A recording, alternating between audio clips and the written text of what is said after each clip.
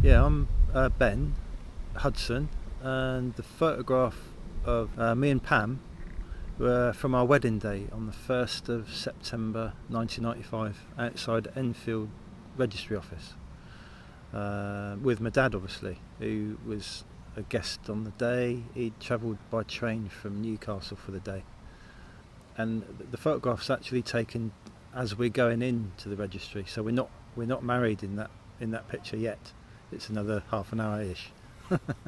And you'll see from the photo, I've actually sort of spun round at someone's request, I think, to have the photograph taken, because as is the bride's prerogative, she was a little bit late. So I'm actually spinning round on the way in with Pam, and that's why it looks like I'm doing a dance step. My dad's there on our left, just by, I'm not sure whether he wasn't trying to get out of the frame, but he sort of, as you'll see, he's standing in front of the stone, sort of the end of the wall, basically. Well, my dad, his life finished in Newcastle, so I was born in Southampton, but we then grew up in Devon. So I sort of spent my formative years in Devon, and my dad primarily worked for the Milk Marketing Board in Devon. I mean, reflecting on my childhood with my brother and sister, it was pretty tough. There wasn't a lot of income. My mum worked part-time. I can't remember when she started working part-time. But with hindsight, I'm not sure my dad was particularly happy with how he was leading his life at that time. My parents met at Winchester School of Art, so he was a creative person. And that again, with hindsight, I can see how if your life isn't fulfilled in that way, then that can lead to a lot of frustration. And I think, looking back, that's sort of maybe the place where my dad was throughout the 70s and early 80s, because he was definitely a happier person, and a person that people were maybe able to get on better with when he was working, for example, at a small pottery or doing some illustration and graphics for Devon County Council's Road Safety Office, that sort of thing. So, yeah, thinking about my dad during my childhood, that was tough. You know, that it was a tough relationship. It was a tough upbringing, I'd say. And our relationship changed several times during my lifetime. So it was quite difficult for quite a few years. But I'd say the older I got and the more life experience I had, the easier it was for me and for him maybe to have a different sort of relationship, which I'm looking back, I'm very pleased about, because it would have been quite easy not to have a relationship with him, and it wasn't a single decision that I made to have a relationship with him, but it was almost that. You know, I made an effort, and then he reciprocated. So the older, as I've said, the older we both got, the more interesting and stable the relationship was, really, because we both had a lot of shared interests, and it was primarily the arts, artists, exhibitions, but also being outside in the landscape, walking. I mean, we moved to Weardale, so you had the moors of County Durham, you had the Northumberland coast, so there was a lot of shared interest and shared personality, really, in some senses. I was very proud to study myself at Winchester School of Art.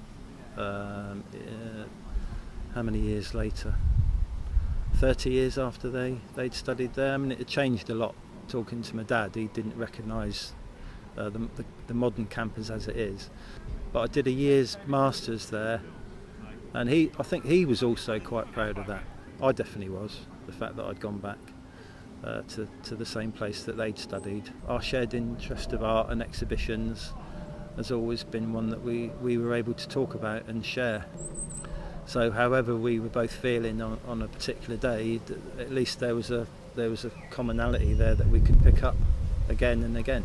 So that was very enjoyable, and something that I really miss. That's one of the things that I do miss. because I know that he'd be interested in what I'm doing, and I'd be interested in the latest exhibitions or a new gallery that he may have found. So yeah, Dad sent us a postcard that he was part of his collection. He collected postcards and cards over the years that probably started before I was born, but he refers to the card in as much as in the card that he could always find a card that would match an occasion or someone's holiday, for example, and he was able to do that with our last canal holiday while he was alive.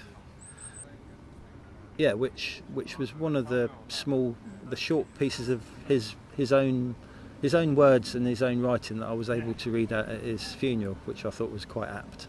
He'd actually written that card 3 weeks before he passed away, so that's quite important to me, and that's why I've kept that. Dad loved Dorset and the Jurassic Coast. He took us as a young family each year, really. We were camping, so we scattered Dad's ashes on Studland. It was early in the morning. It was a clear blue sky. The sun was shining. Catherine, my mum, Pam and I and my brother scattered his ashes on Studland Beach on his birthday. So that was really quite nice. And for me, that's not to see the sea in maybe over a year is something I need to rectify. And really, that won't be season dependent. You know, I need to see the sea. So that's part of living and working in an urban environment, I guess. John, my dad, he'd asked me if I was happy to be his executor, and without thinking about it particularly, without doing any research into what that meant, I agreed and said yes. I was happy to do it because he'd asked me. I remember we were invited to a meal at his good friend Richard and Kathy's house in Newcastle, and again this was only weeks probably before my dad's passing, and I remember we all laughed around the table. He was making a joke about the amount of stuff I was going to have to sort out, and it was a joke at the time, but probably I was the only one who didn't laugh that much at that meal. And so it transpired. The Wall's End flat that he did own, he'd left to rack and ruin, so that was a property that was quite straightforward actually to sell, but it was quite a complicated process that took about 15 months. So in a way, I don't feel that I was able to start any sort of mourning process until that was finished, really. It's quite exhausting. It's not something I've, maybe because of that 15-month period, perhaps, I mean, if it comes to an administrative task now, I'm immediately drained before I even start doing it. So I know for a fact that's linked. That's like a physiological link to that period.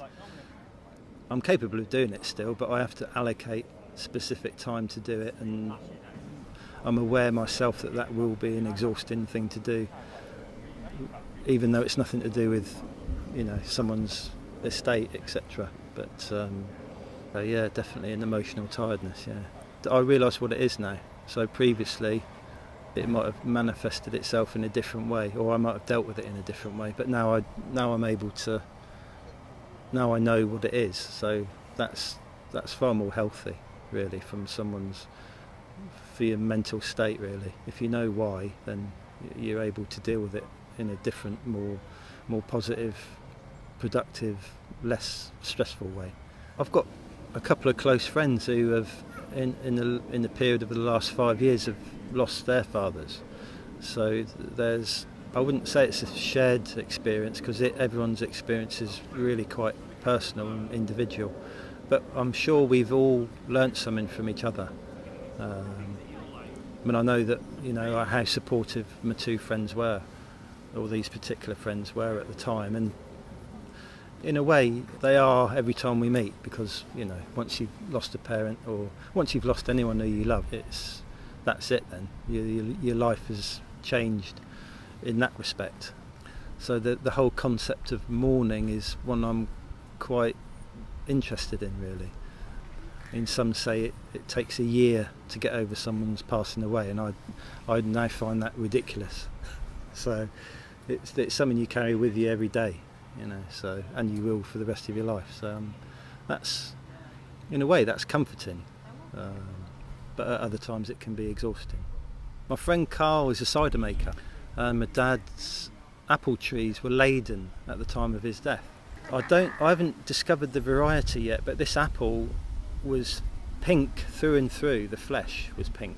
So I harvested the apples and dropped them off in Leeds on my way back, and my friend turned them into cider, which transpired to be a pink cider.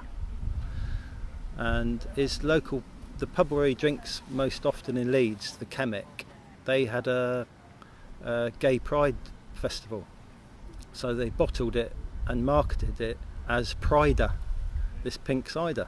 So that was, and that, I mean, again, that's another great thing to remember about my dad, because he would have loved that. Yeah.